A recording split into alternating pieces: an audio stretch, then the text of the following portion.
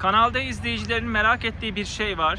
Güller ve Günahlar dizisi gelecek sezonda devam eder mi? Yani henüz net bir bilgi yok. Ancak reytinglere baktığımızda kanal da memnun, yapımcı da memnun. Yani büyük ihtimalle ikinci sezon devam edebilir. Ama sanki her şey açığa çıktı gibi. Berra'nın yalanları, Aynen öyle yani. Serhat birçok gerçeği öğrendi. Evet, Zeynep Serhat'a tepkili.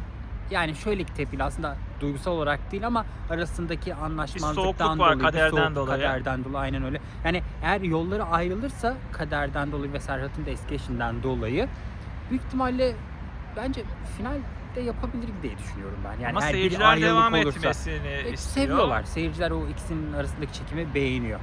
Son bölümde de zaten bir ayrılık noktasına geldiler. Aynen öyle. Yani umarım ki Kader öyle bir şey mi, olmaz. Serhat mı konusunda bir Aynen kararsız. öyle devam eder. Yani eğer böyle bir şey olursa bence yani dizinin nasıl bir devam edebileceği de merak konusu. Bu da senaristlerin eline kalmış artık.